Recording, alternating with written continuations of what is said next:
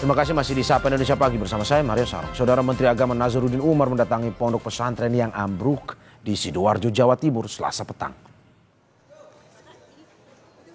Menak bertemu dengan pengurus pondok pesantren dan keluarga korban untuk menyampaikan keprihatinan mendalam.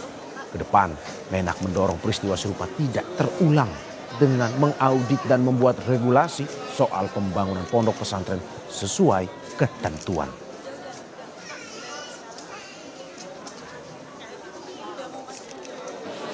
Dan kita akan mencoba mengeliminir jangan lagi ada peristiwa seperti ini yang terjadi di tempat lain. Maka itu kami selaku Menteri Agama tentu juga akan menciptakan suatu ketentuan khusus nanti bahwa pembangunan pondok pesantren dan madrasah dan apapun juga sebetulnya sebaiknya kita mengindahkan peraturan-peraturan yang berlaku yang sebagaimana ditetapkan oleh pemerintah dalam bidang pembangunan ini kan.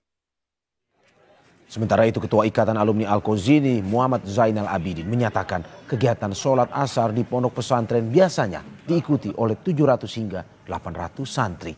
Ia menyebut santri yang sholat berada di saf 1 hingga 5 dalam keadaan selamat. Sedangkan banyaknya siswa yang menjadi korban adalah mereka yang berada di saf 6 ke belakang.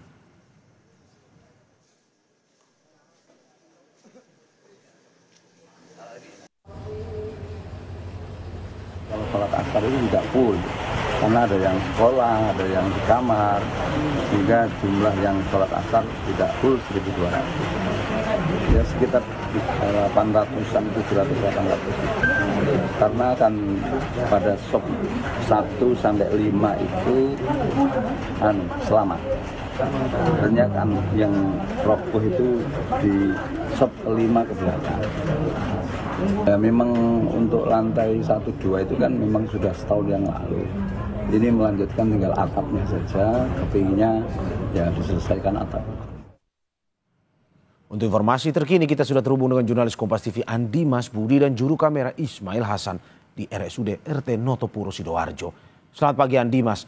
Data hingga pagi ini dari yang Anda kumpulkan di lapangan, berapa jumlah korban ambruknya Ponpes Al-Qauzini yang dibawa ke RSUD Sidoarjo dan bagaimana update kondisinya? Ya Mario dan juga saudara, sampai pagi ini rumah sakit RSUD Notopuro Kabupaten Sidoarjo masih merawat 8 korban runtuhnya bangunan di lingkungan pondok pesantren Al-Qauzini Buduran Sidoarjo. 8 korban yang masih dirawat inap ini mereka sebagian besar mengalami luka terbuka dan juga sempat ada yang mengalami gangguan sesak nafas.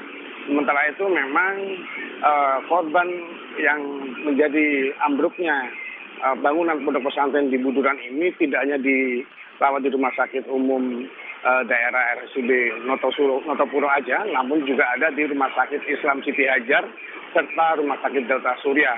Dari data yang kami terima sampai detik ini, di rumah sakit Siti Hajar itu selama ini sudah merawat 52 korban, di mana dari 52 itu sampai pagi ini 8 orang masih dirawat juga di rumah sakit, sementara 1 orang meninggal dunia dan 1 orang sempat dirujuk ke rumah sakit Mojokerto. Sementara untuk RSUD Notopuro sendiri itu selama ini sudah menangani 40 pasien, di mana dari 40 itu 2 meninggal dunia, sudah dikembalikan ke pihak keluarga, sementara 8 masih dirawat dan lainnya diperbolehkan pulang.